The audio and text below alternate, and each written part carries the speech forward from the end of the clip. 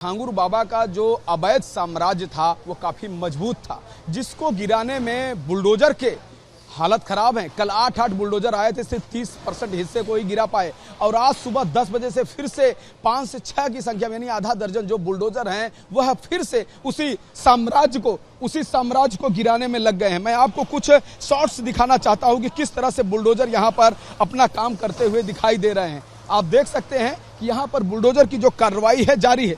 लेकिन मैं आपको एक बात और बताता हूं, जैसा कि आपने जिक्र भी किया, चूंकि सैकड़ों करोड़ की फंडिंग हुई है, हवाला के द्वारा हुई है, विदेशों से हुई है, अरब से हुई है, ऐसे में ईडी ने भी अब इस केस में पूरी तरह से एंट्री कर लिया है। अब ईडी इस पूरे मामले की जांच करेगा। मुख्यमंत्री योगी आदित्यनाथ ने भी ट्वीट किया था, कहा था कि यह सिर्फ धर्मांतरण ही नहीं है, देशद्रोह का भी मामला है, देश के साथ गद्दारी का मामला है। तो ऐसे में एनआईए भी आने वाले समय में अपनी जांच कर सकती है और आगे चल के कि छांगुर बाबा के पास जो है पैसे आए कहां कहां लगे हैं, महाराष्ट्र, दिल्ली, लखनऊ या उत्तर प्रदेश में कहां कहां पैसा इन्वेस्ट हुआ है, उससे क्या क्या हुआ है, धर्मांतरण में कितने लोगों को धर्मांतरण कराया गया है, इन तमाम पहलुओं की अब जांच होगी और बहुत ही गहनता से जांच होगी। मुख्यमंत्री ने यह भी कहा कि उस जांच में जिनको भी दोषी पाया जाएगा, जिनका भी नेटवर्क रहेगा, जिन्होंने अवैध ढंग से संपत्तियों को अर्जित किया होगा, सब पे कार्रवाई होगी, कड़ी कार्रवाई होगी, सख्त कार्रवाई होगी। तो आप देख सकते हैं कि अब इस पूरे मामले में ईडी भी आ चुकी है।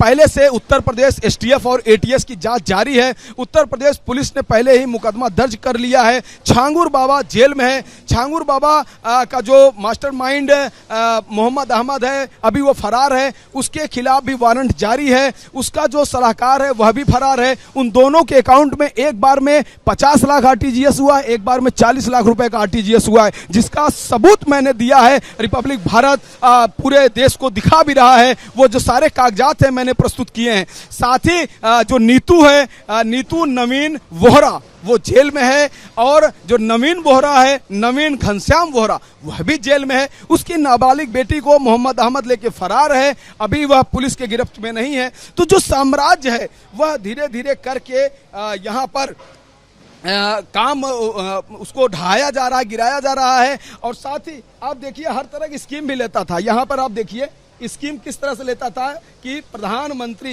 ये देखिए प्रधानमंत्री गरीब कल्याण योजना का भी लाभ लेता था।